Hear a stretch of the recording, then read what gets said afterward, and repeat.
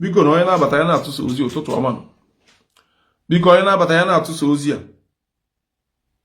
anyị akara aka adị eri nwa ngwụrọ biko ụmụ okwu dị mba nchọ ka anyị tinye ọnụ n'ụtụ biko tagadụ m Meji Ofezak tagara m onye ọbụla ịma nọ n'omenala bụ ụzọ eziokwu biko tagasị adụnụ m ndị mmadụ biko ịma na nkwu 7:30 echetazị m na 7:30 bụ 6:30 na be anyị unu ya agbagharụ m biko ekwu m 7:30 echetara m na 7:30 ya bụ 6:30 na be anyị eti 7:30 echetara m na 7:30 bụ 6:30 na be anyị nsịkwanụ ka nlapịada oge m kwuru mmadụ enwe efe onwe ebe m ma eje aka m ji wee sị ka m were ncha m ụtụtụ a na ọ na-adịkwu mma n'ụtụtụ ị na-eteta ozugbo ọkpọ gị iru biko na unu ya agbagharụ m na m sịrị 7:30 ka anyị eji wee mee vidiyo a echetara m na 7:30 bụ 6:30 na be anyị ji 1 hour wee ka ụnọ echetarazi m na anyị ji 1 hour wee ka ụnọ biko ọ bụrụ na ị na-anụ ife m na-ekwu idetuo ị na-apịrị ọf ka ọ na-adị ibie na chọọ nka vidiyo a si izi esi Facebook na-enye anyị nsogbu biko ọ bụrụ na ị na-anụ ife m na-ekwu achọ nke ide na ị na-anụ ife m na-ekwu na-apịrị ọf ka ọ na-adị ibie elu tụsa ozi ya biko tagị arụ m ndị niile ịma na-eme eze nwaanyị n'ala Igbo onye ọbụla ịma na-eme eze nwaanyị n'ala Igbo tagị arụ m afọ ọnya biko a na-ekwu ọma a na-ekwu ibi ya ife anyị na-asọfa na Naijiria tata ma na mba Afrịka bụ ignorance egbuo na anyị niile ndị ojii ma ka esi eche eche fịara ezigbote arụ ndị ojii ma ka esi eche eche ọ fịara ezigbo arụ onye ọbụla na-apịrị ọf ka ọ na-adị ibi elu ọ bụrụ na ị na-anụ ife na-ekwu ịtụsa ozi a ọ bụrụ na ị na-anụ ife na-ekwu ịtụsa ozi a nwanne na-apịrị ọf ka ọ na-adị ibi elu na adị m afọ ife ị na-ede obi adọrọ na m mma n'ụtụtụ enwere ife onyonyo nwanne anyị nwoke Meji Ofezak mere ya na ife na-emenyenụ maka ọnwụ nwanne anyị nwoke Junior Pope nwanne ụmụ ife niile ọ na-agụ akwa ịmụrụ ọ na-abụ mmadụ nwa sị na ọka Chukwu si wee chee nwanne enwe ife Chukwu chọrọ iberibe gbuo na so many of us anyị na-eche eche ka mmadụ anyị na-eche ka anụ bi n'ime ọfịa mana ekwuo ya anyị ewebi iwe mana eziokwu ka ọ bụ gị na ndị ọcha nọ kacha kwuo okwu ịfụ na dịka na anya ka ebidobere uwe ebido sọsọ ebe anyị bụ ndị ojii dị mma ya bụ ịkpọ oyi na ịkọ ọnụ ya na inwe hope spiritual useless hope ọ ife na-atọ ndị ojii ụtọ ịdị na-enye anyị spiritual useless hope ọ na-abụ ka m gwa gị eziokwu gị na ndị ọcha nọkọ ịma na anya ka ebidobe ebibe ndụ ọ bụrụkwa na ndị ọcha ka anyị mara ife no na gọọmenti famere ọ bụgodị na isi gị nwa ada arụ ọrụ gọọmenti eme na ime adị iberibe mana abịa na baanyị ọ bụ na isi gị ada arụ ọrụ enwuo ọsịsọ mana n'obodo oyibo ọ bụgodị na isi gị na ị na-ana iyi gọọmenti nwere iwu o tinyere enwe ka gwasị wee na-ezuzu enwe ebe ị ga-eru data iwu afọ eme gị enwegodi sensị ghara ịdaba na nsogbu mana nke be anyị isi gị ada arụ ọrụ enwere ebe iwu dị ịlụrụ ozugbo ịdaba na nsogbu onye ọbụla na-apịrị ọfụ ka ọ na-ara ibi elu anyị tinye program a by 7:30 mana echetara na 7:30 bụ 6:30 na be anyị mana ama eji mgbagbu wee ghara ọgụ onye ọbụla na-apịrị ọfụ ka ọ na-ara ibi elu ife m chọrọ na vidiyo a tata achọrọ m ofe ezigbote onye ụka ga-abụ na ajụọ ya ajụjụ ọza ọ bụ na ịbụ onye ụka na ebe achọ nke ide na ịbụ onye ụka na ajụọ gị ajụjụ na ị ga-aza achọrọ m ofe ezigbote onye omenala ga-abụ na ajụọ ya ajụjụ ọza ọ mmadụ na-aba ka m chọrọ na live vidiyo taa and mmadụ na-aba mma connectiva conference call na WhatsApp n'ụtụtụ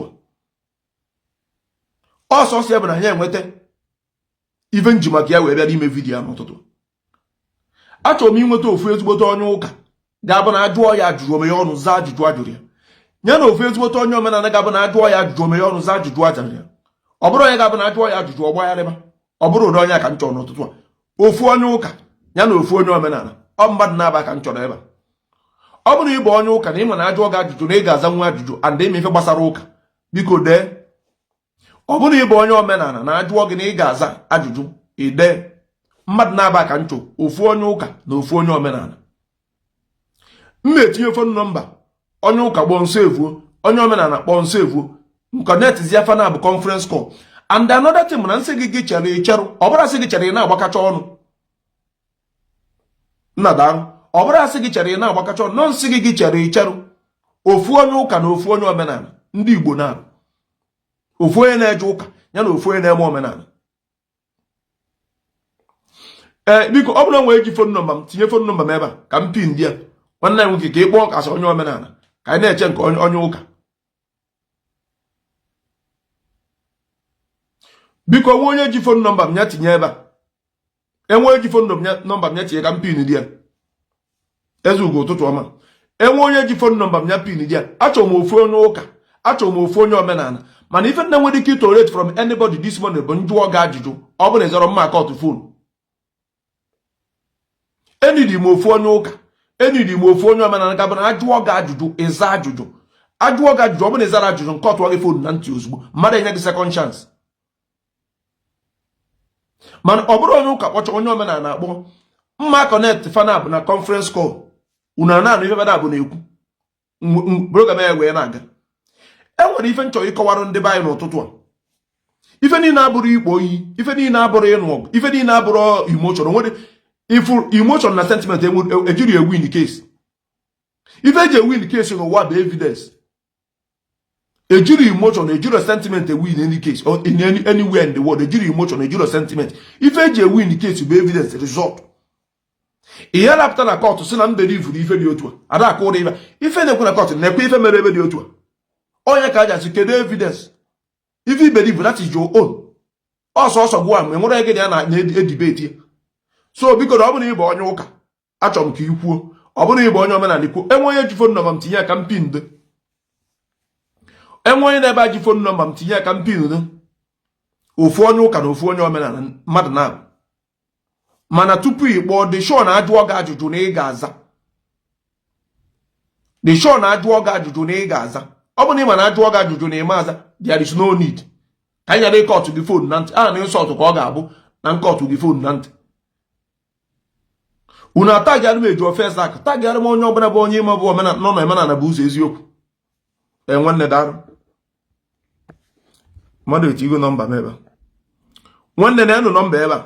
So onye ụka ma ọ bụ onye omenala na nọmba ebe ofu onye kpọọ phone dị on. Etigo m phone nọmba.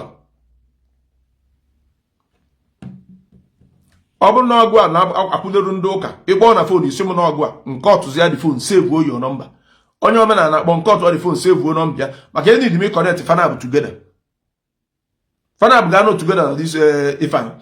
And even chọrọ ihe onye ọbụla na-ayịyọ agbara nza nọrọ na social media ka ikpọọ m ezigbo mmadụ. Abịara m na social media for anybody ikpọ m ezigbo mmadụ nwere ife nji eme. Amụgo m amụsị ife ọfọ n'ụwa bụ ọnwụ. So enwere m time ma ịfụrụ m n'anya ma ịkpọrọ m asị, that is not my business. My business bụ mfe ife otu osu wee dị mgba gị. Ọ gbasara ọrụ m ma bụ ezigbo mmadụ nwere ife nji eme maka na 95% ndị bụ ezigbo mmadụ to ndị be anyị bụ ajọ mmadụ. 95% ndị be anyị na-akpọ ezigbo mmadụ bụ ajọ mmadụ. Ndị be anyị na-akpọ onye na-eme ife fachọrọ, onye na-egosi ife fachọrọ ezigbo mmadụ. Onye bụ wee ndị be anyị. Amarụgo m nke a kemgbe ụwa bụrụ tata ka m mara ya. A na-enwere mgbe m ji wepụta otu a na social media afọ enwe ndị bịa na social media ịbịa bụ ezigbo mmadụ. Nwee ndị bịa na social media ịbịa gwa ndị be anyị eziokwu. Nwee ndị bịa na social media ịbịa chụọ ego. Nwee ndị bịa na social media ka na-egwu egwu. Enwe different reason people ju ebe na social media. Otu a nna kịta bido ebe a gbadata. Nwanne epinu m nọmba 1 pin onu na afọ ọzọ ya ka nọmba nwa apụgo. Nọmba 1 m tinyere ọ pụọ na. Biko enwe onye ji nọmba m ka m pin dị ọzọ. Tag ya na-eji ofe eze akụ. Atụpụ nkịta abịrị ọ bụ na egosiri ya na dịka abụma wee tụọ ya mgbe onye ọbụla na-apịrị ọf ka ọ na-adị ibi enu biko. Eche ma m etinyere nọmba ebe anụnwa. Biko onwe onye ji nọmba m send kwu ọzọ amasị m ife na-eme ife ụfọdụ mpin nọmba emechakwa ọ pụọ. Ụfọdụ mpin nọmba emecha ọ pụọ. Mmadụ na-akpọ. Nwanne. Ụtụtụ ọma.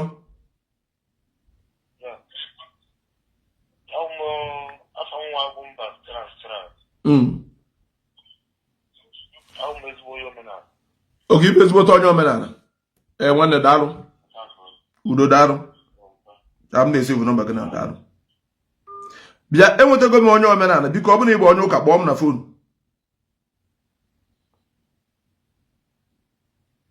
Bịa biko nwanne enwekọ kpọọ m na fon kịta sendigodi m ha sendigodi ha na ọtọrọ m fon ma nke ikpeazụ ahụ. Nọmba nwa kpọọ m kịta afụ m ọzọkwa m ya. Biko nwanne enweke kpọọ m na fon kịta sendi arụ m ha biko. Biko nwanne enweke kpọpụ m na fon kịta biko sendi arụ m ha biko. nwanne nwoke kpọọ m na phone kịta kịta biko send ya m hi biko need me save the number.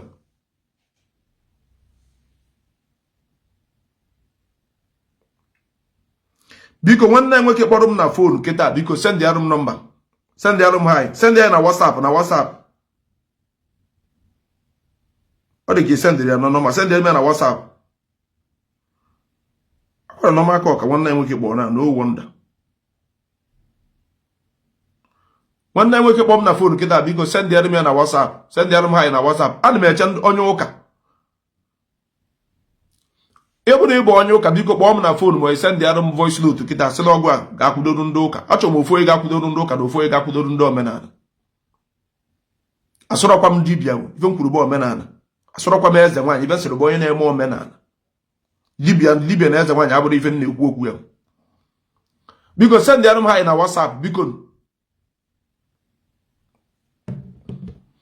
Send ya m hi na WhatsApp. Achọrọ m iji aka m wee kpọpụta mmadụ.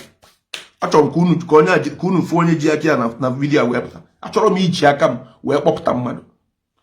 Biko nwanne nwoke kpọọ m na phone kịta si na ọ bụ onye omenala send ya m hi na WhatsApp. Ọ bụrụ ịbụ onye ụka n'ebe a biko send ya m hi na WhatsApp. Onye ọbụla na-apịrị ọfụ ka ọ na-adị ibi enu biko. Eje ka moment of ụtụtụ ọma nwanne nwoke ka ime. Biko onye ọbụla na-apịrị ọfụ ka ọ na-adị ibi enu tụsa na ozi ya biko. Akwa unu maka nna echezo. Nwanne unu maka nna echezi. Ka anyị gbapịa ọsọ n'oge adọrọ. Unu maka nna eche. Unu maka nna eche biko ka anyị gbapịa ọsọ n'oge adọrọ. Ọ bụ na ịbụ onye ụka send ya m hi na WhatsApp biko. Na WhatsApp ka m kwuo, ọ bụrụ na Facebook na WhatsApp. Ọ bụ na ịbụ onye ụka send ya m hi na WhatsApp. Ọ bụ na ịbụ onye omenala send ya m hi na WhatsApp. Onye omenala kpọrọ nkịta afụrọzi m nọmba gị. Topic taata onye ọbụla ga-anụrụ ya mana ị nidiri mmadụ na-aba ka m wee kwuo ife m chọrọ ikwu.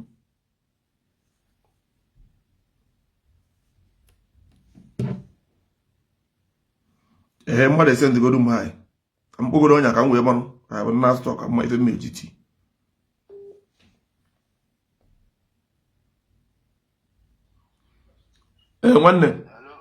Nwanne ị na-anụ ife m na-ekwu? Ị bụ onye ụka ka ị bụ onye omenala? Oke, darụ nọrọkwa na fonu. Biko na afụgo m onye omenala. Ọ bụ na ị bụ onye ụka biko send ya m hi.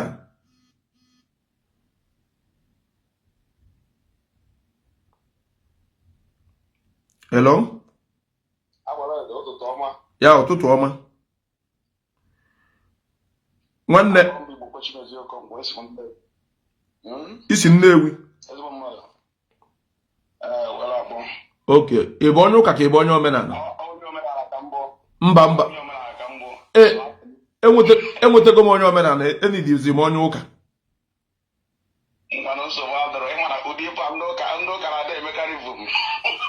Daalụ nwanne m. Daalụ. Ada nwaanyị ọ bụ na ị chọrọ ịbata ma ọ bụ na ị bụ onye ụka send ya m hi na WhatsApp. Onye chọrọ ikwudoru ndị ụka biko send ya m hi na WhatsApp biko. That is the only way mmeju eme this program ka onye ọbụla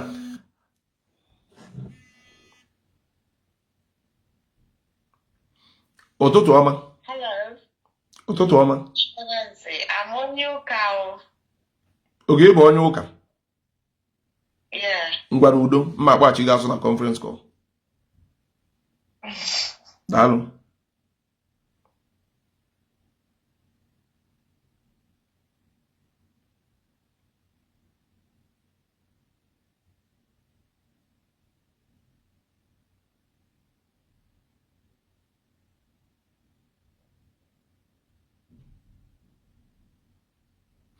Unu ife nwanne anyị nwaanyị kpọọ kụta ọ sị na ọ bụ onye nwa bụ onye ụka. The other one bụ onye omenala.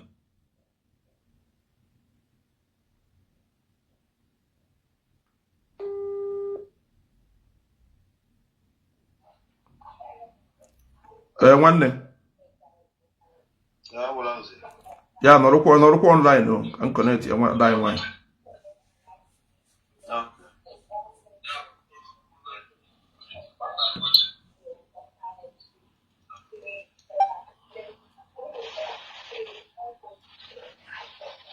ada nwanyị na iwe na-eme biko nwanne m nwoke anọ n'ebe mkpọtụ na-eme ọ bụ na ọnwa ife nọ n'akụ gbanyụọ ya chọọ ka mkpọtụ na-eme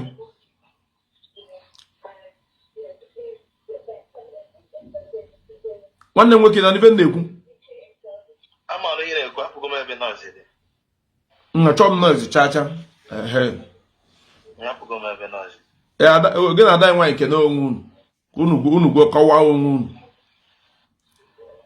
Nwanne m nwaanyị ụtụtụ ọma.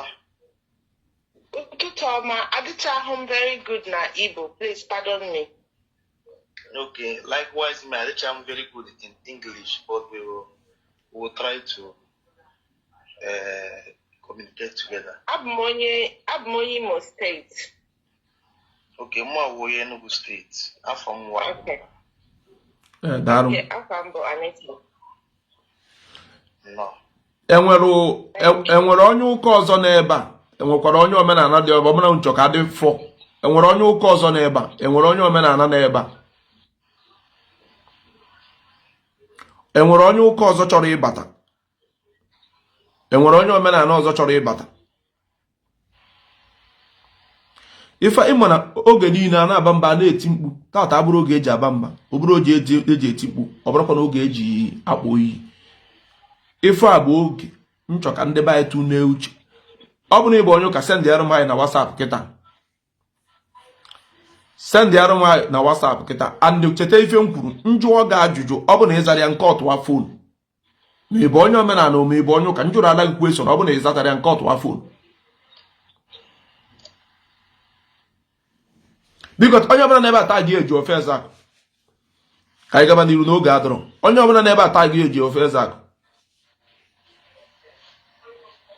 onye ọbụla n'ebe ata gị eji ofe eze akụ ngwere ka anyị were ndị a wee bido nwanne m nwoke ị nwere ike ịkọwara anyị kedu ife mere ije yi wee na-eme omenala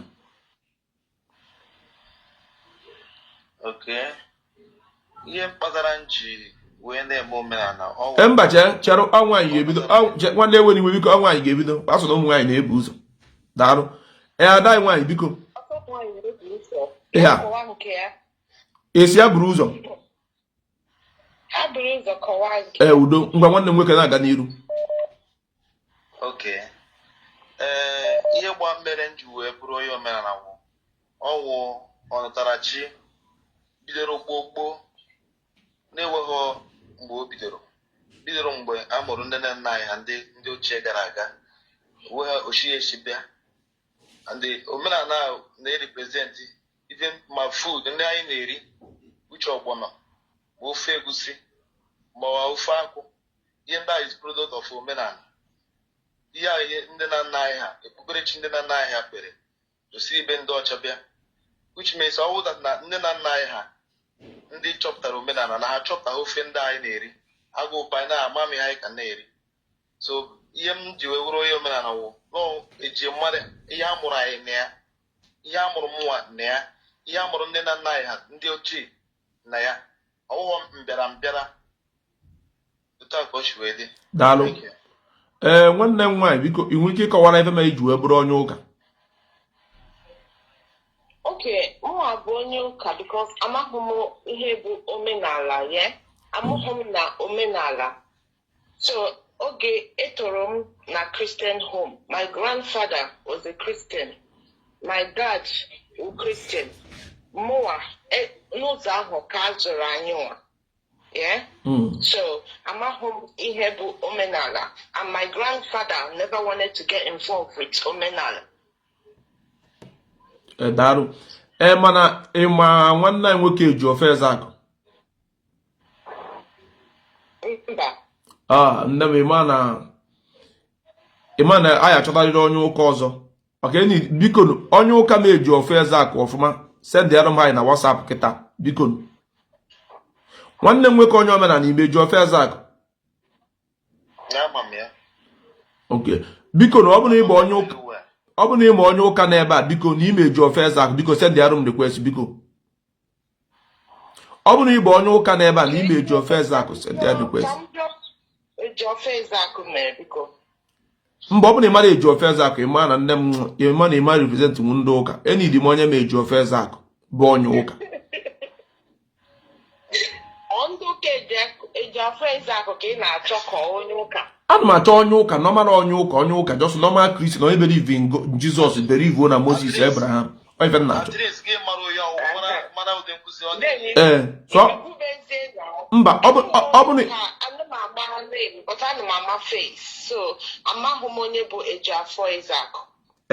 ị mara onye bụ eji ofe eze akụ ịma na o nwere isi enidi m onye ụka ma eji ofe eze akụ onye ga-akọwa ihe gbasara eji ofe eze akụ maka ọ bụ na ị mara ihe gbasara eji ofe eze akụ ịma na ajụ gị ajụjụ ịma na ya na-aghọta biko na achọrọ m onye ụka ọzọ ma eji ofe eze akụ ọ bụ na ị bụ onye ụka na ebe na ịma eji ofe eze akụ send alụ m anyị na WhatsApp mba ka nọrụ mmadụ 4 ga-anọ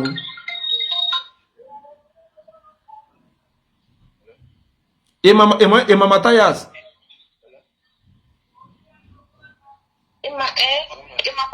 big churches, some of them are but I'm picture, I will know, but I'm not good with biko enweghị eji phone number m ya tinye enweghị eji phone number m ya tinye achọrọ m ezigbote onye ụka ma eji ofe eze akụ ọfụma onye ga-abụ na ekwu maka eji ofe eze akụ ị ga-akọwa 70% ife ọ na-eme na social media onye aka nne dịrị ebe and cheta ife nkwu njụọ gị ajụjụ ọ bụ na ị zara ya mma kọtụ fon ozugbo achọrọ m ka m na enwere m taa ka ya sị gị njụrụ agụ ozugbo ịbịa gbagharịwa nkọtụ wa fon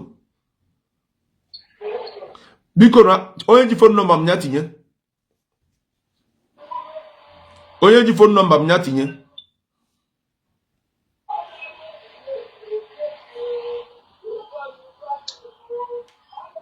biko onwe onye ji fon nọmba m ya na fon nọmba m ebe a biko ife nchọkọta bụ ezigbote onye ụka ma eji ofe eze akụ ọfụma na efon nọmba m ebe a ife nchọ bụ onye ụka ma eji ofe eze akụ ọfụma Ngozi isi na ịmụ ya na efon nọmba m ebe a send ya request send ya anyị na WhatsApp Ngozi isi na ịmụ eji ofe eze akụ send ya anyị na WhatsApp Ndubuisi ife na-aga ebe a bụ na ọnụ a na iyi ya ndebe anyị na-akpọ ọnwụ ife nchọ ịkọwara ndebe anyị tata enwere ife onyonyo eji ofe eze akụ mee maka nwanne anyị nwoke enwere ndị zitekasịrị m ife onyonyo a mụ agachakwa ya sị mba na agwa ofu onye fụrụ na awa eke na m na-etinye okwu ọnụ biko na efon nọmba m ebe oge adọrọ gbaa na fon ọ bụ na ịbụ onye ụka Ngozi si na ịbụ onye ụka na ịmakwa eji ofe eze akụ ọfụma biko send ya hi na WhatsApp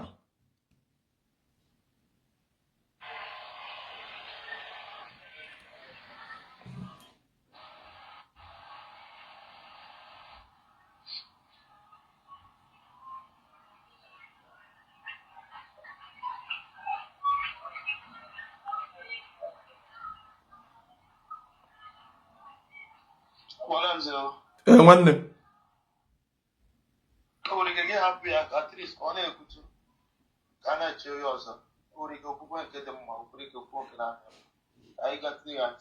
nwanne onye na-amala eji ofe eze akụ mgbe m menidi ịjụ onye ajụjụ na-abịa enidi gịta kachagodo onye mụ eji ofe eze akụ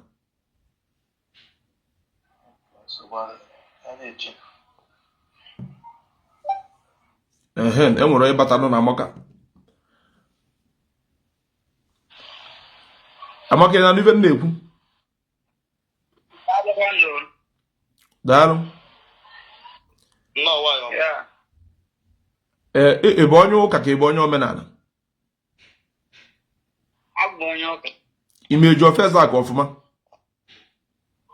ama m ya ọfụma Igbo I so bid that foundation Igbo Love Themselves Charity Foundation udo with Ejiofor Eziak and ọma ọfụma so I'm a contribute kwa na the organization but mgbe ọ bịaziri bịa gharịpụwa nne m anya ka ejobe na ajụjụ ịmana enwe ife ma ndị ojii na-eme ka nkọwa ife ndị ojii na-eme and onye ọbụla bụ onye ojii na-ege m ntị kwụsị ya enwee kịta ka isi wee na-eje afịa ka anyị wee ị na-eje afịa ijegote anụ ewu ị na-aga n'ụzọ mmadụ asị gị nne ka ekwana isi ahụ ọ dị masị ikedo ebe ị na-eje si ya na ị na-eje afịa a sị na ya na anụ m eje afịa ka nje gote anụ ewu ife ọ jụrụ gị bụ kedu ebe ị na-eje ịyasị ya na ị na-eje afịa ọ sịzịa gị kedu ife ijere igote ọ mgbe ka ị gasị na ijere igote anụ ewu mana ọ bụrụ onye ojii isi onye ojii kịta kedu ebe ị na-eje ọsị gị ana m eje afịa ka nje gote anụ ewu maka na nwanne m nwaanyị nke a na-anụ na mba anọ na ndị bụ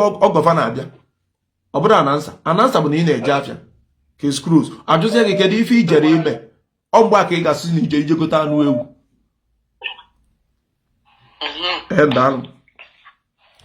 mana tupu anyị agaba daalụ tupu anyị agaba enwe ife nchọrọ ịkọwarụ ndị be anyị ebe a Ejiofor Ezeaku bụ onye Igbo na-agba mbọ onye alụ adọrọ ọ na-enyere onye afọ aka enwegasịkwara ndị ọrụ ụlọ ụlọ n'ala Igbo ndị agadi nwoke ma agadi nwaanyị ma ndị arụ adọrọ ife niile ka bụ ndị mụ ya ọ sị na ọ kwetọrọ na Jizọs ọ sị na ọ kwetọrọ na ndị ụka na-alafu ndị be anyị na ndị ụka na-ezu ndị be anyị ori nke a bụ maka ndị na-amarị ka nne nju ekwu ya nwa na-eme omenala dịka ka m si wee gwu unu na mụnwa bụ agbara nze o nwere ife na-esere mụ na ndị ụka mana mụ na ndị pastọ ndị fada ndị dibịa na ndị eze nwaanyị adọrọ na mma maka na mma na ifefa na-agwa anyị bụ asị na fada agwa anyị eziokwu and enwere ife mmadụ ga-agwa mụnwa bụ agbara nze n'ụwa ka m kweta na ndị pastọ ndị dibịa na ndị eze nwaanyị na-agwa ndị be anyị eziokwu mụ na mmadụ ada aka ụda aka mana na gụwa na-eje ụka ma ọ gụwa na-eme omenala ọ dị n'akpa gị ka anyị na-aga n'iru nne m ị na ibe na-ekwu Amaka oke achọrọ m kịta ka ị kọwaala anyị aja ife afọ isi na efuru Ejiofor Ezeaku bidozi iwe emebe mere iji wee gba ya achọrọ m ka ị gwa anyị ịtọ n'ime ya So, vulgar words ọ na-eyuze na-insult ndị mmadụ. Ọbịa otinye pikchọ mmadụ kpọọ onye ahụ afa wee na-akọ enwe otu ị ga-esi pass your message without insulting anyone. Pass your message straight without insulting anyone. At least amakwa na ọwụ onye dị nnele na-enye advice ọ na-ekwu okwu.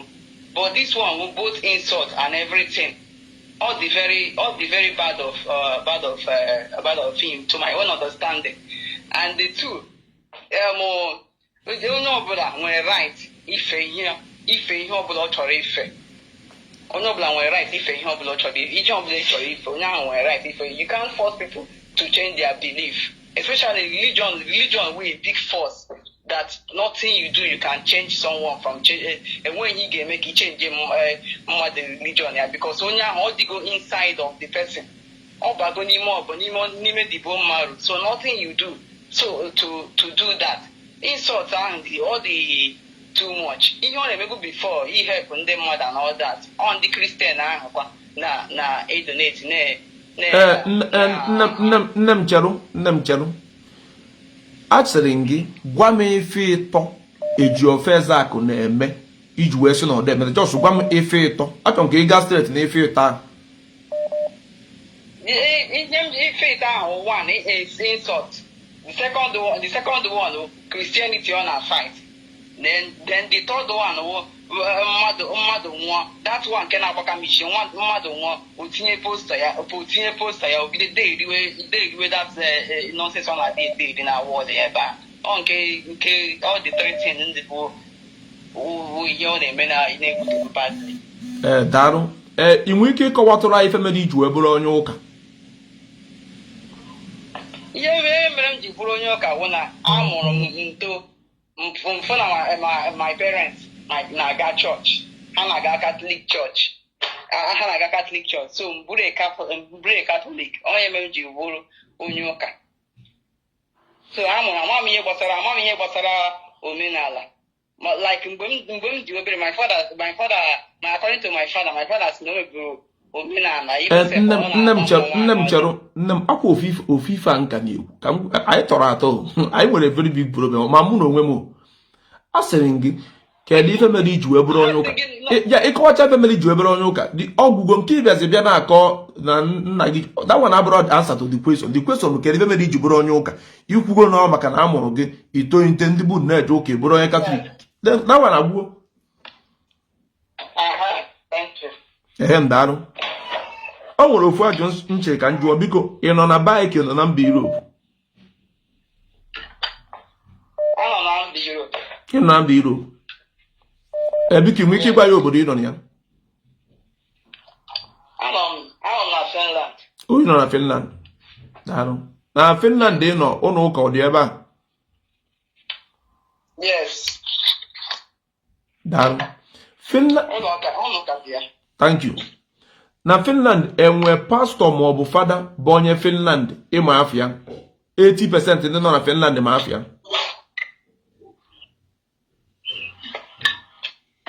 Yes, ama m enwe ya Father John Luca. 80% onye ndị nọ na Finland ma afa dị ma Yes, and John Cloud. okay daalụ biko ndị na-ekiri anyị ọ bụ na ị nọ na Finland biko afọ ahụ ada anyị nwaanyị kpọ ị na-anụ ya ọ bụ na ị na-anụ ya isi na ị na-anụ ọ bụ na ị da anụ isi na ị da anụ biko na achọrọ m mmadụ ịbịa ebe a bịa sịasị ma ọwa awụwa biko ada anyị nwaanyị daalụ nwanne m nwoke esi na ị na-eme omenala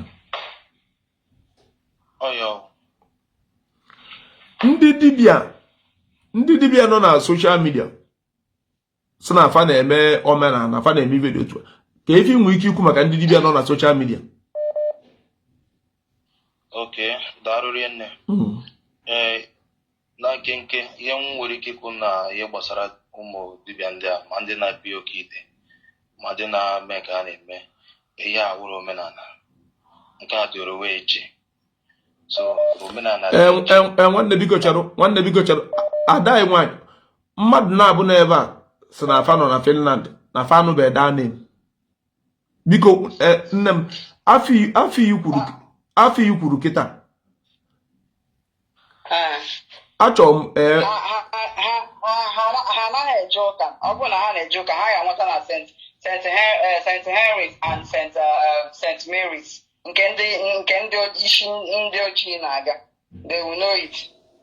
mba ife m na-agwa gị bụ asụrụ gị ndị ojii asịrị gị 70% or 80% ndị bụ ndị Finland ịkpọ this name na fama this name as a pastor as a reverend asụrụ gị ndị ojii ndị be anyị ịmara ọ dị kịta ka nye gị example ife njikọwa na ịbịa na Naijiria kịta kpọọ Fada Mbaka ka anyị wee ma ndị Yoruba ma ndị Hausa ma ndị Edo ma ndị many of them ma na Fada Mbaka ịgbọ ife dị ka Ebuka Obi ka mgbọ anyị na 80% ndị Naijiria na-anụ afọ Ebuka Obi ma ịbụ onye ụka ma ịbụ onye isi ala ma ọ bụ gịnị ọ bụ na esi na enubere daa name ịma na ị ka chọbụ igbu onwe gị ka o si wee dị so ụdị na-eme a ka m gwara gị enwere na-emu dị otu a bụ pastọ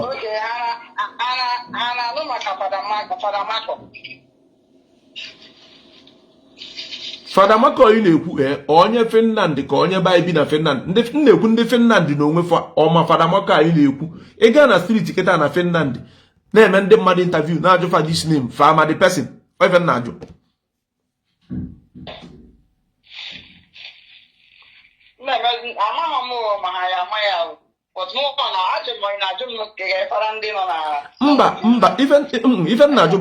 mba ife m na-ajụ bụ example nye kịta akwa ịma na abịa na Naijiria kịta ka anyị wee kịta iwepụta pikcha Ebuka Obi na jụọ ndị mmadụ si ya fa ma onye dị ife akwa ịma na at least 80% nọ ndị Naijiria or 70% ga-ama Ebuka Obi ọkacha ndị nọ n'ịntanetị yes popularity okay mba nne m daarụ nwanne m nwoke na-aga n'iru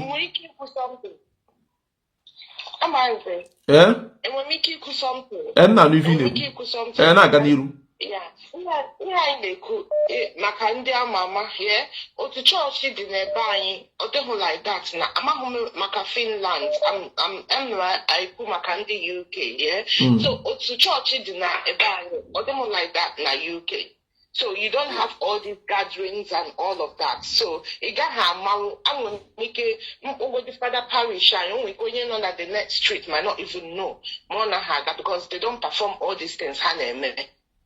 Thank you. The reason m ji wee jụọ maka ndị na-asị na ajụjụ a na-ajụ dị irrelevant na comment section na-akụ eri ọ ife a merụ ndị ojii achọbara ịbara onwe furu. The reason m ji wee jụọ ya bụ na ịma na ọ na-abụ abịa na baị si na chọọchị na baị bụ biznes ndị mmadụ ọ na-ewe ndị na-eme na ọ na-ewe ndị ụka ụfọdụ iwe fa na-eti mkpu na-aba mba otu a nnọ mụnwa ba agbaranze onwere jikọ mụ na Christianity adịm condemn kwa Christianity mụnwa ba agbaranze but one thing mụnwa ba agbaranze ma for sure na church na Nigeria bụ for business onwere emepe n'aka church onwere enwe church na Nigeria na-eme anọ ka ndị mmadụ bịa ebe worship Chukwu ka ndị mmadụ fee Chukwu fa na-eme for their own personal pocket church nne dị na Nigeria nke a ka bụ nke mụnwa ba agbaranze ma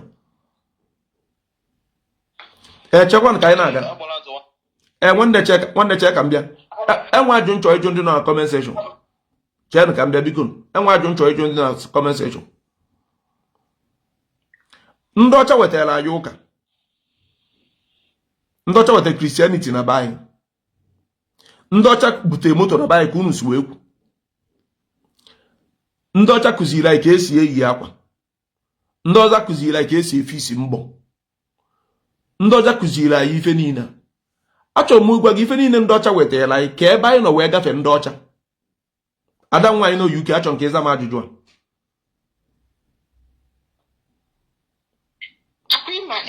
a na-enye m onye ahụ ji pure heart na-ewere ya ọ ga-progress ị ga-enwe uche iji gaa n'iru but ije aghụghọ itinye aghụghọ you can never go forward because aghụghọ dị na ndị ebe anyị ma ndị omenala ma ndị ụka aghụghọ dị n'ebe anyị too much because na-enye mmadụ ihe ọchọgodo otu ọ ga-esi reduce datin ka o ji mee ndị ọzọ ka ha ọ gadị add value ọ ga-edegrade ka e nyere ya ka o nwee ike iji akpatakwuo more whereas ndị ọ ga-eresi ya ndị ọ ga-enye ọ gaghị abara ha uru so why ọ ihe mere ndị ebe anyị ka ha niile ka ha because anyị nwere everything anyị ga-eji kara ndị wetarala anyị all these things but we can't even nye ka nsị ife niile asụ na ndị ọcha wetara anyị achọrọ m ka ịgwa m dị particular one anyị kazi ndị ọcha na dịka anyị gago fan ya karịa ndị ọcha afọ wetara ya n'ife niile ndị ọcha wetara na be anyị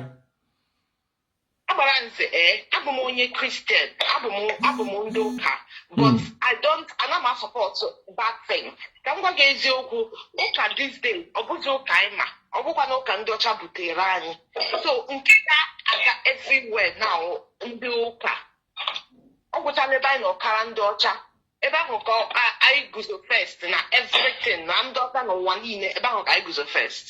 Thank you.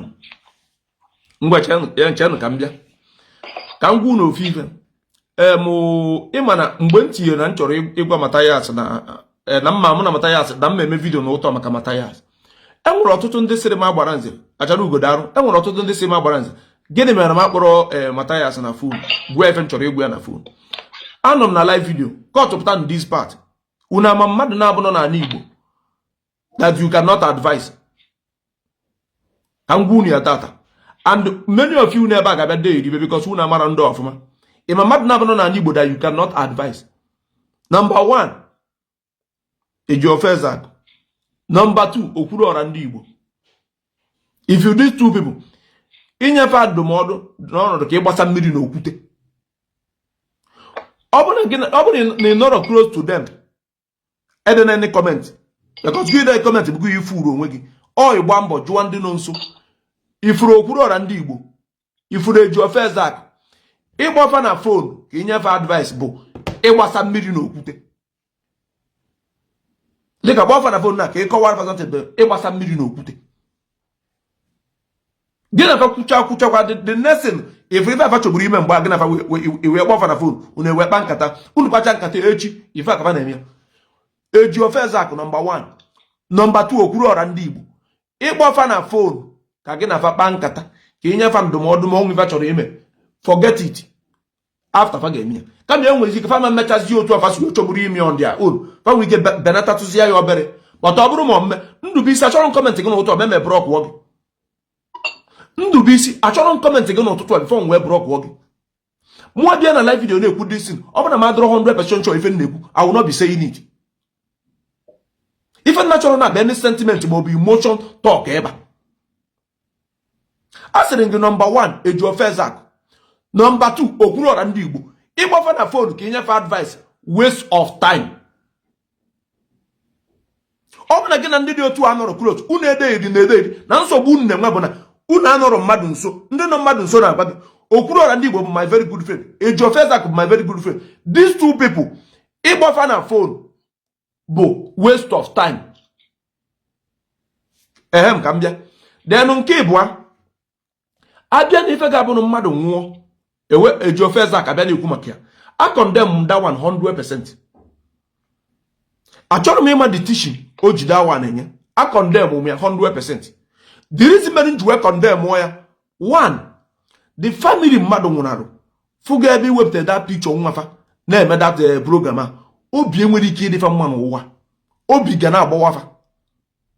Enwe ife dị iche na mmadụ na-aya alụ asị anya jee ụlọ ọgwụ ọjụ, asị anya jee ụlọ ọgwụ ọjụ ọnwụọ, nke a dị iche. Nwee ife dị iche na accident me. Accident can happen to anybody. Ife mere nwanne anyị nwoke n'elu ụgbọ ga-emenwu ma onye omenala, ọ ga-emenwu ma onye isi ala, ọ ga-emenwu ma onye ife, and the only person ga survive ma that eme bụ onye ma egwu mmiri, depending mgbe rescue wee bịa. So na mmadụ na-eje ụka ma na mmadụ adịghị eje ụka, ọnwụ this guy nwụ n'elu mmiri has nothing to do with mmadụ eje ụka.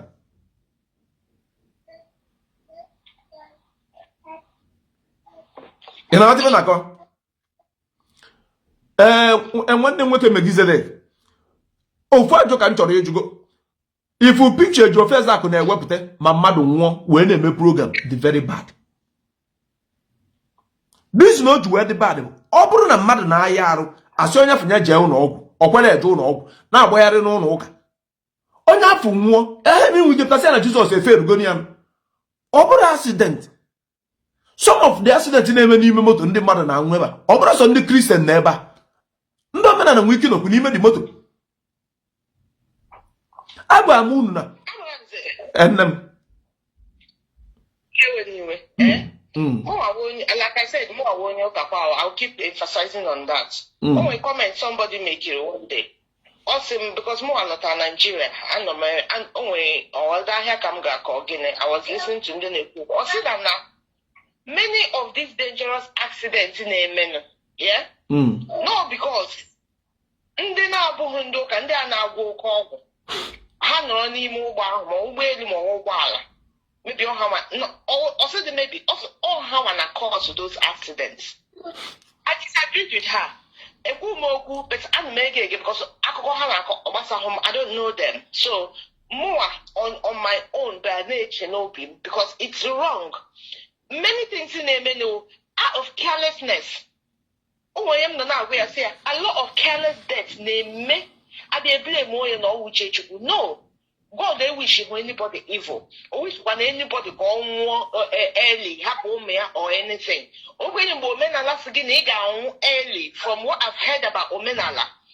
It's out of pure carelessness. Oh, you know, because Ndocha na hejoka when there are many hana hejoka. How one in Omenala. But Hana may hold your name teach, but he na gara how well. It's not because now I got emulate. No. But the truth, carelessness now cause a lot of things in the menu. And this has nothing to do with church and it has nothing to do with Omenala.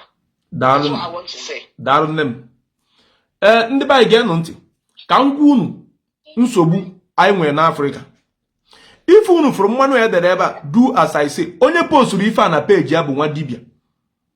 Mmadụ wee screenshot wee wepụtara m ife mena m ewepụtara picture dibia bịa kwuo maka ya bụ na obodo dibia ama so mụ ya bịa kwuo ya na ọnọdụ ka ime advert.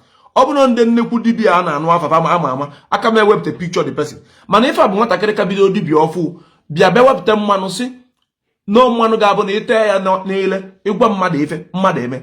Agwara m na the biggest problem enwe na Nigeria gọọmenti gasịa the next people bụ ndị pastor gasịa the next people bụ ndị dibia. Ndị dibia gasịa the next people bụ ndị eze nwanyị. Anybody na argue this thing dodo ndị mmadụ anyị na-eme abazi uru ma argue this thing ngwara gị ka nye gị example. Nwanne anyị nwoke normally o kwesịrị life jacket wee bana mmiri, o yiro life jacket wee bana mmiri wee mee ife o wee nwụọ. Kirie ife ndị gboro onwe fa ndị eze nwanyị adụ na Facebook na-ezuzu ezu na ife fa na-ede.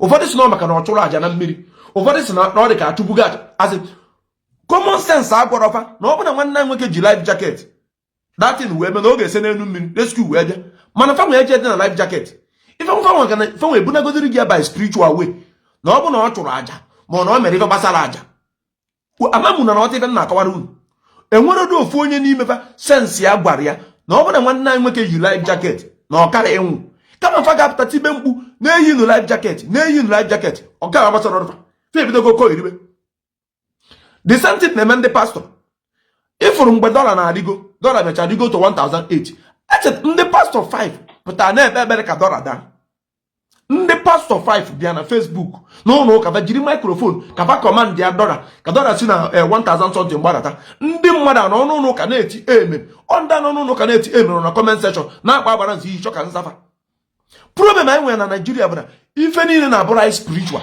enwere ife anyị na-ekweta na this thing bụ normal something kedu ka a normal woman being ga-esi wee baa n'ụgbọ oyiro life jacket ọ carelessness and ka ife nji ọgwa gị na anya nwere gọọmenti otu anya nwere gọọmenti people ga na-anwụ steady ka m kọwarụ gị ọ bụrụ ife dịka na UK US ebije darụ ọ bụrụ ife dịka na UK na US obodo na-arụ ọrụ ọ bụrụgodị na gwa na isi adọrọ gị mma ịbịa na ịgbanye ụgbọ onye afọ na-anya ụgbọ ga-asị gị no na ime otu ite life jacket tupu ị baa na ụgbọ maka onye ama na ndị polisi kpatị aka etipịa ya mana na nke be anyị ma iyi life jacket anya nwere gọọmenti the system ada arụ ọrụ the next na ndị eze nwaanyị nọ na Facebook na njiwa egwu na ndị pastọ ndị dibịa na ndị eze nwaanyị they are all the same enwe ife dị iche the only thing dị iche na ndị pastọ na-ebu baịbụl na-eti Jizọs ndị eze nwaanyị na-eme na fa na-eme ndị mmụọ na ndị ebere mana ọ the same business ka fa enwe ife dị iche the same politician je na n'ụlọ ụka ekpere ekpere ka o win election the same politician na-eje na nke dibịa n'abalị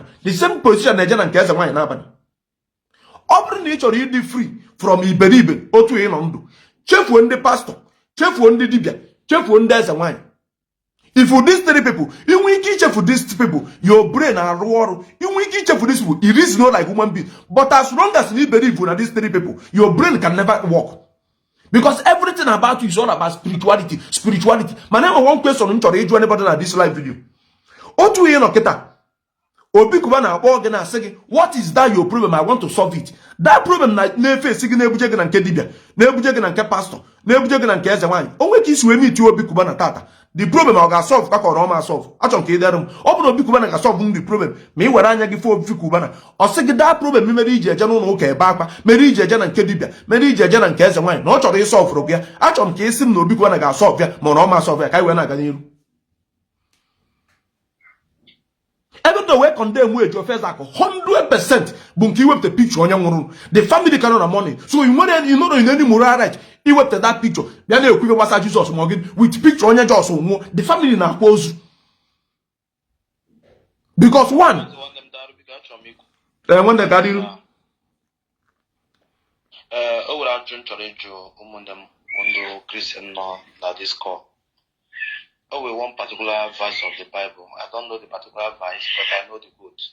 So the particular verse now says, 10,000 may fall by my right hand, and another 10,000 by my left hand, but nothing will come near me. So I just want to tell you how 10,000 another by the left. Somebody by one day and one makai, one day and then the other left hand 10,000. So again, I'm not going to say when those are going to have only uncover that particular verse of the Bible because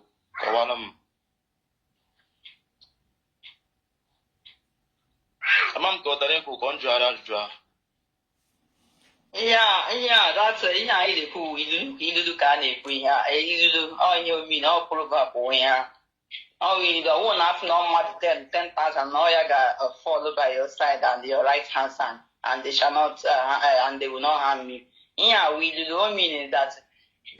You mean that all good and I when you catch a little passage. No, can't have met to tag. Oh, you mean that all 10,000 people that will fall by your right hand and the left hand side. I'm me what I mean. And then because anyway, yeah, because channel, I'm going to one the by on a comment section. Imana over at this point. No two in a kita ni believe na Peter Obi win in 2023 election na vote ndị mmadụ yet Tinubu na-achị and the way believe that the spiritual control the physical onwere ife kwesịrị ịdị ndụ eme ekwesịrị iji wee test ọgwụ ọfụ arụ ife na-akọwa na all the pastors enwere ifefa menwu kafa chenjie ka Peter Obi chia gị. All the native doctors enwere ifefa menwu ka Peter Obi chia gị.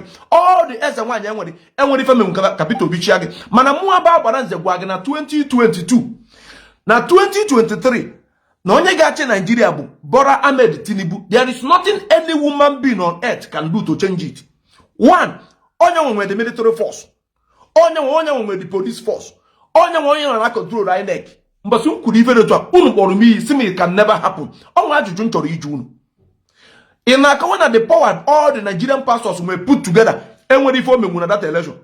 Nke ndị dibịa niile menwe nwere ife omenwu na that election. Kịta and mgbe asịrị Muslim ticket unu na-aba mba na-eti mkpu it can never happen. Ọnwa ajụjụ m chọrọ ịjụ gị. Tata Muslim na-achị mụ na gị ị ka nwa ọnụ na-afụ mmadụ ibe gị na onwe spiritual power. Kedu reason Tinubu ji wee achị Nigeria kịta? Because onye nwere control INEC. So that your spiritual not control the physical. Gịnị men unu ejiri ya wee turn on the brain of INEC chairman. That the ọchọ ịkpọ result ka ọkpa afa Peter Obi. Gịnị men unu ejiri ya wee turn on the brain of George na court. Mgbe afa na-ebibe ka ọkpa afa Peter Obi. Unu emenwuru ya. So nwa ajụjụ chọrọ iju unu. Nigeria dị 250 million people. Ọchịchị Tinubu a ka anyị wee nọ ife dị ka ebe mmadụ 40 support ya, mmadụ 60 support Peter Obi. So mmadụ 60 ya support Peter Obi. All the things fa believe ya enwere anything ọbụla ọlụ ka Peter Obi chia Nigeria. Tinubu na-achị gị itukwuru ebe anụ ka nwa ọnụ na-ekwu okwu. Itukwuru ebe ka nwa ọnụ na-ekwu okwu. Enwere ajụjụ nchọrọ ịjụ gị. Otu a Nigeria dị kịta, anyị dị so religious, anyị dị so ife niile. Asị Nigeria na China nụọ ọgụ ofu obodo gbadị ofu obodo. Nigeria ọ ga-emeri China ka China ọ ga-emeri Nigeria. Asị Nigeria na Russia nụọ ọgụ, Nigeria ọ ga-emeri Russia ka Russia emeri Nigeria. If all spiritual power unu feel na enwe, elu at that time ya afụzia. Elu kwara at that time need ka that spiritual you will not see anything spiritual again. Even in our physical overnight.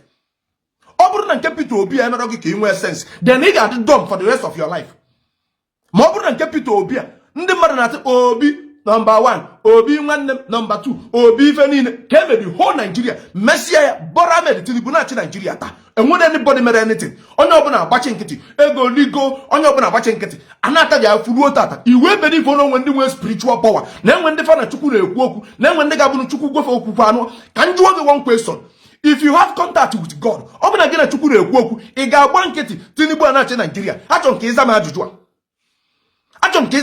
a na ndị ojii 24th century unu ka na-ebelieve this rubbish na ndị gboro onwe fa ndị eze nwaanyị ka mmadụ matured man digoro na ifena na enu mmiri oyiro life jacket mmiri rie ya ndị eze nwaanyị wee mapụta wee na-ekwu na kedu ife na-ekwu na achụrụ aja na mmiri na omero sacrifice na mmiri na ọ dị ka ya na ndị mmiri adụrụ na mma ife ka ndị eze nwaanyị meghere ọnụ n'aka oyiri na 24th century onye na-eyiro life jacket ọ bụ na oyi life jacket ọ ba na mmiri ọ ga-anwụ. Common sense is not common in Nigeria. Common sense is not common in Africa. Nyemere anyị ji anwụ ka ọkọ. Unu ebere ifo oke ka njụ unu agwa question. Na Nigeria ada nwaanyị amaka gwe ka nche ịjụ ajụ nke nọ Finland. Ada nwaanyị otu ị nọ Finland kịta mmadụ chọọ oge okwu gịnị ka ị ga-eme? Mmadụ chọọ m okwu. Report on the police. Okay, report on the police. Thank you. Then abịa na Nigeria.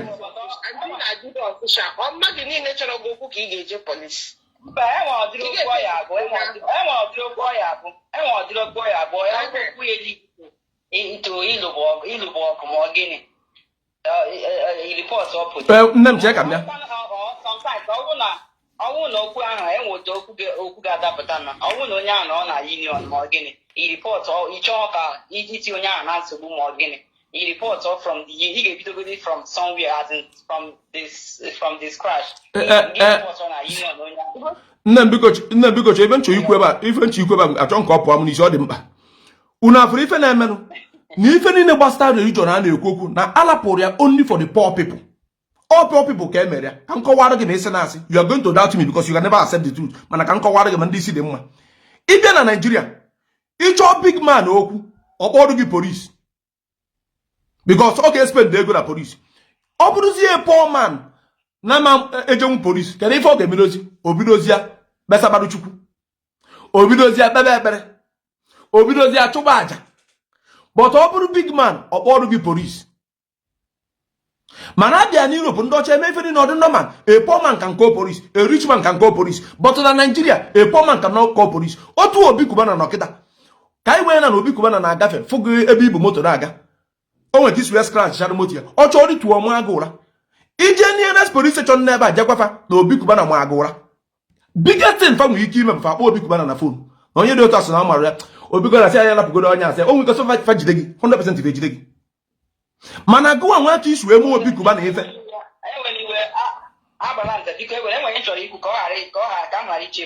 na-aga n'iru this ihe anyị na-ekwu relate religion together, religion and politics together, or religion were another different things entirely. Relate together. Mba, cheka nkọwara gị cheka nkọwa ife men juwe ife kedu ife oke ka ndị ọga ju kedu the reason o ji wee dị ka ndị be dị so entitled with religion na ndị be jidesi religion ike achọrọ m ka ịzam the reason. Because the government has told them. Thank you. So onye ka nna chi kọwara fa na fa jiri religion a abụrụ nọ n'ebe a ka the kid na ndị ji the key a bụ government. Ọ bụrụ that religion, ọ bụrụ that your faith ji the key. Ife ji the key bụ government. Ka nye gị obere example. Ịpụta ịjụọ mmadụ kịta ọsị gị what I believe work for me. Onye ọbụla na-ekwu na ife ọbụla ọ kwete na arụrụ ya si onye afọ dị otu afọ pụta akwụkwọ onye ama ife ọ na-ekwu ka nye gị example. Ị na-eme omenala. Ị bụ onye ụka. Ị bụ onye Muslim. Enwere ife ikwete na ya unu dị 4 unu ebiri na street transformer dị na that street agba akwa na nwere onye ga-enwe ọkụ onye ụka nọ n'isi onye Muslim nọ n'isi onye omenala nọ n'isi onye na-enwere ife okwetekwara nọ n'isi so ka ezi ebe ife afọ ikwete na ya na a na-arụrụ gị ọrụ ma ọ bụrụ ị nọ na Nigeria so gịnị bụ ife afọ achieve go ndị na-esoro gị wee kweta na datin na ikweta achieve n'ime Nigeria achọrọ ka ịgwa m detin ada nwa nọ mma asụrụ m na omenala na-akwado ajọsọ m na gee ntị nwanne ife nna-eme na ụtụ ọbụ achọrọ m ịkọwarụ ndị be anyị na ife iberive unu ya can never help you as long as na ị nọ na Nigeria just accept it can never help you ife sọkwa gị berive na Nigeria ị ga na-ata the same ahụfụ every other person nọ na Nigeria na-ata so gosi gị na all this spiritual something a na-akọ enwere uru ọ bara enwere ofu mkpụrụ uru ọ bara. Hello. Na-aga Okay, now I'm trying on a very brief one, okay? I went on ala omenala ji and the okay ji ya, which is the Bible say okoko mmadụ ya ga-eme gịnị? Ya kwuru mmadụ ibia. I found ya megịnị ya agba ụfụfụ. So ihe ndị a wụ nchịkọrọ nwanne na nwanne ihe transform anyị na-ekwu, which means it calls for united, it calls for nchịkọta ọnụ. So that is what omenala calls for. But the other way around, in the church now, Baptist Jesus, no get broken pa. Transform maybe Baptist Jesus, no get broken pa. When I chor Baptist Jesus, no get gor, and the home Jesus ne yor. In a yor madi begin on a fast in a little company. One I man, even do it on your man and do cabin. I can you run that side. Check and preach you go over. Okay. Oh, every just your very own majuazu na juju. Kaya kawabazi. Why, okay, like I die wine of Finland, then why don't you?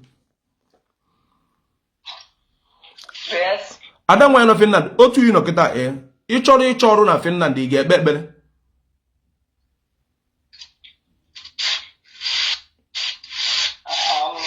No, I'm a application.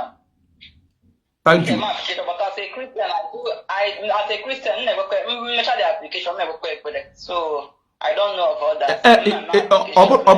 If you the Guabo event, the Christian, Mandocha, the Christian, we can have better. I want to the good dish. Ask him, each other, Jachoro Kita. He get better, get better in a way, make a shot at the oro. Why not? I'm a pretty free. Sequoia, needed my prayer point. Sequoia, dear. Cherum, I don't want to know UK. Each other is a choru, he get better way a choru.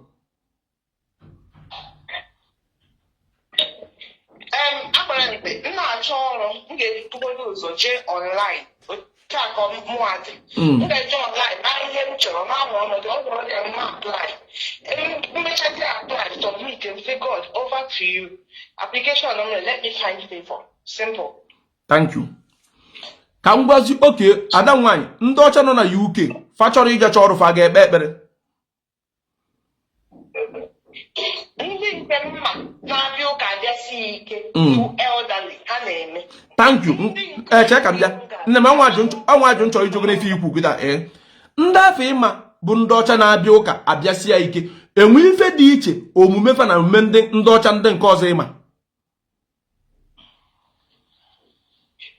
Ndị nke na-abịa ụka abịasi ike na-adị meek and gentle karịa ndị nke na-anaghị abịa chacha. Mgbe ndị nke na-anaghị abịa chacha dịkwa gentle because they have more understanding and they believe they are there to they are there for humanity.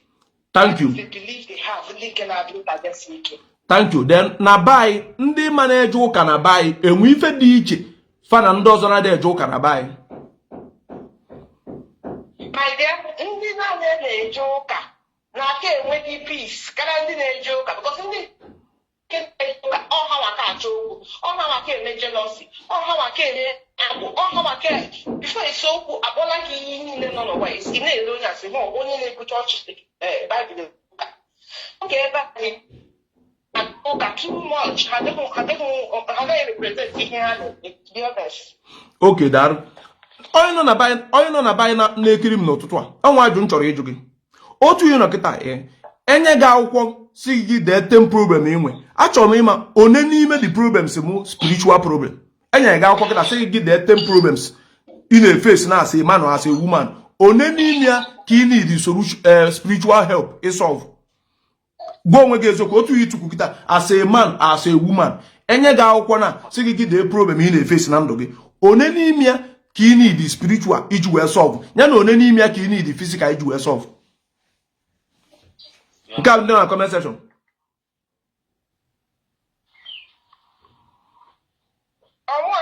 Mba, nke a bụ ndị na comment section ka m na-ajụ.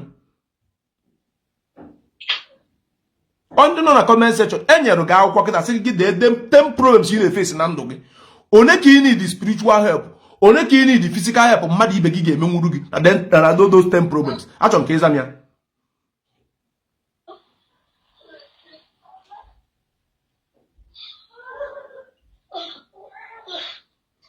Achọrọ m ka ịza m ya.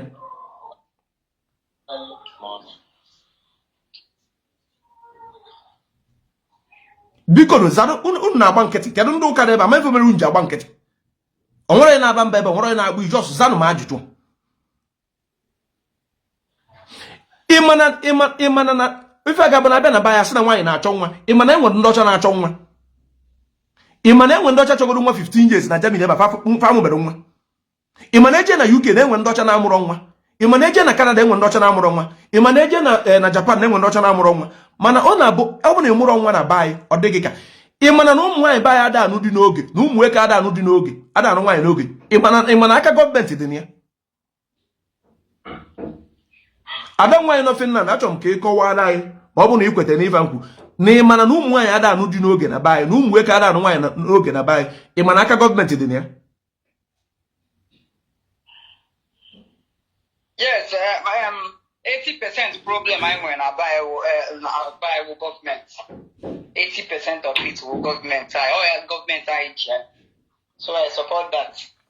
Imife merun inene na buy kita ị ga-afe matured man na-atọ itego n'ije nwaanyị ọ bụrụ sọ nwaanyị ka ọ na-achọkwa nwaanyị ezinụlọ ya nwee ka o si wee dị Prince Darụ Kweke Ọma ọ na-achọkwa nwaanyị ezinụlọ ya dị tu obere oke o focus sọsọ ịchọta ezigbo nwaanyị o focus kwa this girl na ọba ada mmadụ one ka ọ tọrọ mpịa na mmịa ka ekaba si eme nwaanyị na onwe nwoke na-abịara ụmụ nwaanyị niile nọ na baị sị na fa na-achọ di kpọtafa ncha niile tukwube fan ọ bụrụ na di ya da abịa but the problem na the girl si from a poor home those men na-abịa na adọrọ capable ị na-eyi enwe ike ụmụ nwoke 5 or 10 bịara nwaanyị di ọ sị na ọ chọrọ echikwa ife ya n'ụlọ ka ọ na-ekpe ekpere ọ bụrụ na di ya da abịa and ọ bụrụkwa na those 5 bịa na enwere onye ọ fụrụ n'anya n'ime fa na o chekigo the family background those men cheki the family background nke nyanwa ma na fa na bụ clash ya na poverty ga-eyife egwu ọ na-emezi gị tọmtọm ịma na a na-ekwu na Naijiria anyị nwere ọkụ, anyị nwere mmiri, anyị nwere ụzọ. Ọ bụrụ sọsọ ya bụ problem anyị nwe. Problem anyị nwe na o mekwu baa na alụmdi na nwunye. Ụmụ nwaanyị one tata ka gụwa bụ nwoke ga-abịakwute, ọ bụ na ide emesi ife ike ọkweta ka ị nụbịa. Ịmụ na gọọmenti tiri anyị na nsogbu na ọ bụ na Naijiria na-arụ ọrụ adị ebe niile. Ị chọrọ ịnụ nwaanyị na-anụ based on love. Mmadụ one na-anụ nwaanyị na Naijiria tata because na mafụrụ onye afọ n'anya. Mmadụ one na-anụ di tata because na mafụrụ onye afọ n'anya n'ime mmụọ na eziokwu. Mmadụ one otu anụ na-ebi Nwaokolo ọ chọkwa kịta ọ ka ya nụkwa ụmụ nwaanyị dịka Regina Daniel 1 million na Naijiria, and the father ejebe na fafụrụ ya n'anya ego dị too much. So otu a na-ebi Nwaokolo ọ gwa gị na ọ chọrọ ịnụ gị, the chances na ị ga-asị na ọ dị 2%. Ịma why?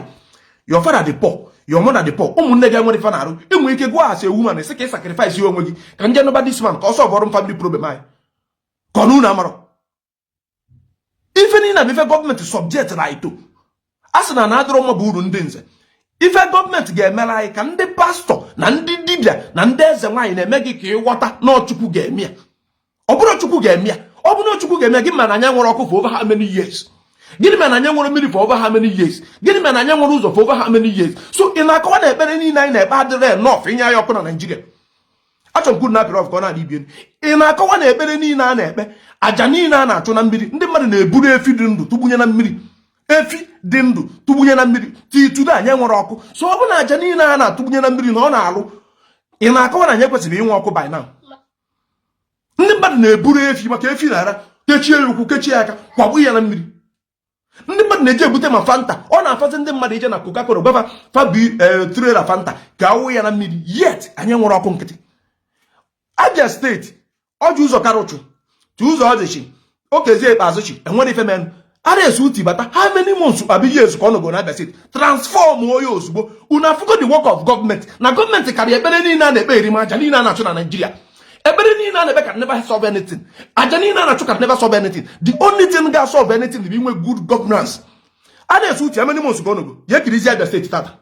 Ị na-akọ na before na ada ekpere na Abia steeti mgbe ọjị ụzọ Karu na-achọ ebe na-ada arụ ọrụ, tu ụzọ ọjịchi ebe na-ada arụ ọrụ, okezie ikpeazụchi ebe na-ada arụ ọrụ, ma aja niile a na-achụ a na-esu uti batakwara n'ogbo jide Abia steeti turn oil overnight. Ifụ how powerful government dị, ifụ how powerful government dị, yet ndị be anyị ka na-ebere ibu n'ụmụ rọbish niile. Enem Church, even Bible say prayer without work, it's rubbish, isn't it? Prayer without work. So, even if the person is not involved and the person is not willing to do the right thing, there's nothing. Onye ahụ ga-ekwego di na ọ ga-eme ihe because onye gị na-aso kwere na okay ka anyị na-ekpe ekpere ka Chukwu okay onye ahụ na-emegodi. You have to showcase something. You have to show for that now. I want to do this and I'm doing this. You start off. So the prayer without work is rubbish. So yet okay. Now about the same head within those on action. If you're in River State, it's the same thing. Gabiana Abia State, up and all those things, yeah. So Imo State, only can achieve Imo State. Or we send no going, but who have physical and does on. So only non Imo State in your governor is not even concerned about you.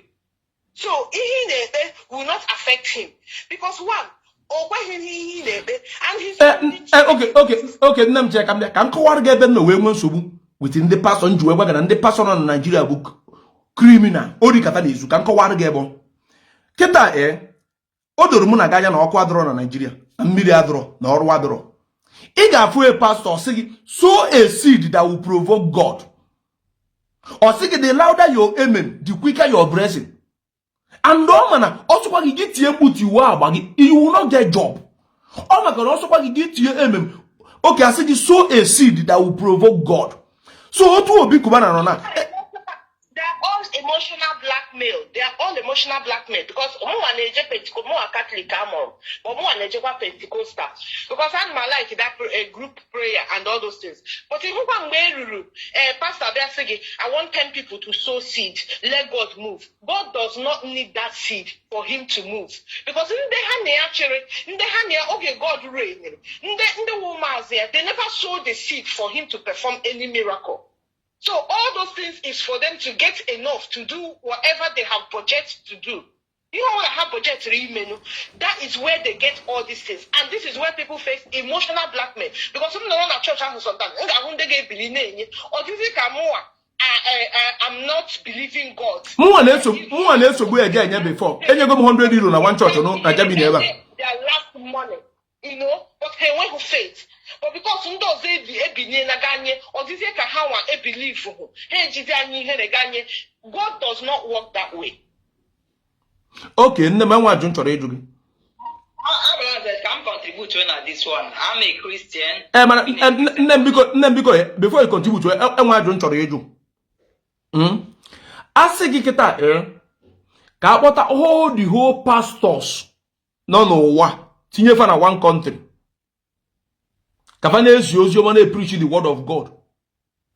Ma ọ bụ otu ihe nọ kịta. For example, now, say, all the whole pastors no what one half in Nigeria, can preach the word of God, no Yosioma. More Kija and Japan, Jebiri. These two places can be a choose here.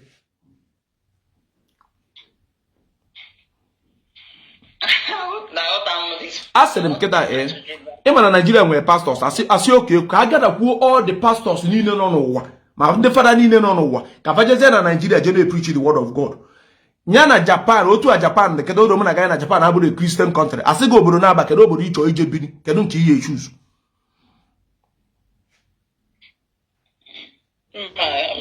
Japan. Chukwu gozie gị nne m na-aga n'iru. This sowing of a seed and in a group ya. All Christians na-eme that thing. Because more, I can't lie you, that sowing of a seed and I'm a even they sow seed move to the poor people back home. Every one of the time I say I got Thanksgiving this and that this and that. I met Thanksgiving natural so we bought all those things. I such a now where the widows ndị na-enwe ụtọ ọ dị ha bịa kere ihe ahụ na our compound. So those ihe ọ na confuse Christianity with enwe ndị dị myopic in Christianity as in na ihe ọbụla pastor kwuru. Mba, ọ bụla nne m ka m gwa gị ebe Christianity dị n'Europe mana Christianity adịrọ n'Africa. So onye ọbụla chọrọ igwe onwe eziokwu na ịchọrọ ibe Christian, I don't have any problem with you. Be Christian. But the yellow thing you know in Nigeria bụrụ Christian. Because everyone your pastor abụrụ Christian, you can't be Christian. Christian adịrọ n'Africa. Christianity adịrọ n'Africa. Ebe Christianity bụ n'Europe. Ka m kọwara gị ebe njiwasị na Christianity nọ n'Europe nọ n'Africa. A lot of Christians in the Africa. Come basically go there in Nigeria because all kind of a lot of them eye service. Because I had the pastor, so all of them eye service. I can't pastor when they marry eye service. I can't buy this seed and a sow. Namadu surum sow seed. Kachukume pere mozo. Me, he believe in Hega walk on it. More, I do not believe in those things sometimes. Hallelujah. If we don't begin what I give, okay, get source of gonna chigino. God, actually, I want to do this for you.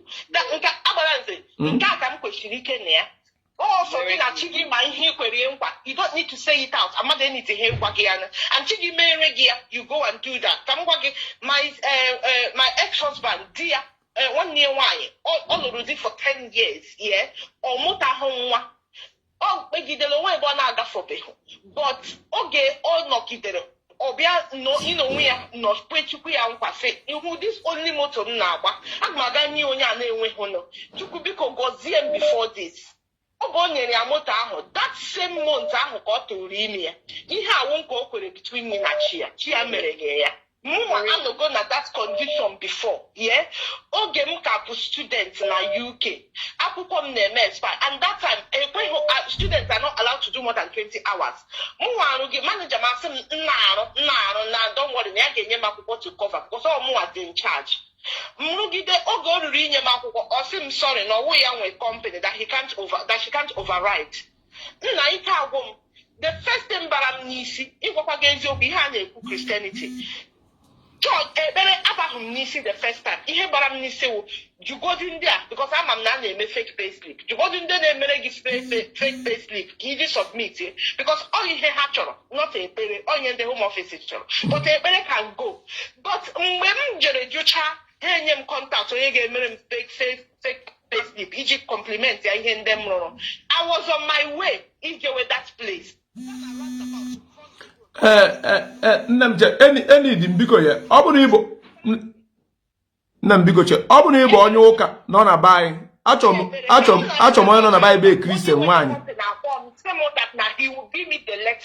onye m the letter ozugbo m were ya ga submit and I got my extension, you know. So asehum gị na ikwechu gị nkwa is between you and your and your sincerity. Thank you. Nke mmadụ ikwechukwu nkwa has nothing to do with religion. That one about your personal life with God. Yes. Enwe nchọrọ ịgwa ndị be anyị n'ebe mmadụ na-ebe like Maazị Nnamdi Kanu. Nne na ọkamecha ọ bụrụ like Maazị Nnamdi Kanu, achọrọ m ka ide na like Maazị Nnamdi Kanu. Ọ bụ na like Maazị Nnamdi Kanu, achọrọ m ka esi na like ya. Ọ bụ na like, achọrọ m ka esi na like. Onwe nchi igwu unu. Ese? My mom bụkwa Nnamdi Kanu n'isi ejikwenye egusi egwu. Thank you. So, ọ bụ na like Maazị Nnamdi Kanu. I nwere ike like Maazị Nnamdi Kanu ha etinye Eji Ofeze Akụ. Because abịa n'ife gbasara religion na Christianity. Maazị Nnamdi Kanu bụ Eji Ofeze Akụ ka ọbaba nwee eku n'aka a na-enye ala n'ife Maazị Nnamdi Kanu kwugo about pastors, religion and Christianity. So ọ bụ na isi na ịfụ n'eziokwu truthful he like Maazị Nnamdi Kanu iwe ihe etinye Eji Ofeze Akụ ọ dịrọ possible. Abụ m fọrọ nwa Maazị Nnamdi Kanu o nwere ife Eji Ofeze Akụ kwu compare to ife Maazị Nnamdi Kanu kwu. Dịka abịa n'ife gbasara Christianity na ndị pastor na Nigeria enwere ife Eji Ofeze Akụ kwugo. Eji Ofeze Akụ ka dị ka obere nwa eku n'aka na-enye afere mbọtụ n'ife Maazị Nnamdi Kanu kwugo. Almighty TB Joshua unu Maazị Nnamdi Kanu jide TB Joshua unu dọọ ya vam dịka ife Maazị Nnamdi Kanu kwuru about TB Joshua. Maazị Nnamdi Kanu gwara gị chee ka m bịa nne m chee ka m bịa nne m ewe n'iwe chee ka m bịa ka m gosi gị ife Maazị Nnamdi Kanu kwuru about church onye mara chee ka ọ ya debe n'ọmụ a na-ekwuzi. So ọ chọsịrị ịma gịnị mere unu ehe etiri ya because of ife afọ okwu imenu ju eka like after okwu chadati na ọ na-ekwu ọ na-akwụsị gee ntị. Anybody telling you I'm going to church waiting for miracle, the person is an idiot. The only thing that can give you a miracle is the government you vote into power. The judges that are in the law courts interpret the laws and the bank. As a businessman, you can go to the bank to loan money. As a poor person, the law is there to defend you against the high-handedness and criminal activities or criminal intentions of the few of them who claim that they are rich. And the state, because they provide you with good roads, education, bridges, and all the rest of it. That's what a state can do for you. Infrastructure. Anybody telling you there is a miracle in the church is a rogue, a thief. Inife Maazị Nnamdi Kanu kwuru ọ sịrị gị na onye ọbụla gwara gị na enwe miracle na onye a bụ onye ori. So after up till now, gịnị mere unu echọrọ ihe etu Maazị Nnamdi Kanu na this statement? Ọ ma gee ntị ka gị gekwu ya ọzọ. Chọrọ na-ege ntị. Ọ sịrị onye a bụ onye ori. Nne m chee ka ife agwụ. Na-ege ntị. There is no miracle in any church. Nne m cherụ nne m biko cherụ ka abịa. Cherụ achọrọ m ka Maazị Nnamdi Kanu gwuchache. Bridges and all the rest of it. That's what a state can do for you. Infrastructure. Anybody telling you there is a miracle in the church is a rogue, a thief. There is no miracle in any church anywhere. There is none. The poorest places in the world are those shouting Jesus, Jesus every day. They are the poorest countries in the world. Go and check. Thank you. So if Maazị Nnamdi Kanu kwuru gịda achọrọ m ka esi m na-asị Maazị Nnamdi Kanu si na obodo kacha wee dị poor bụ obodo na-acha ụtụ Jesus every day. So nne m achọrọ m ka esi m na-asị ma ọ bụ eziokwu.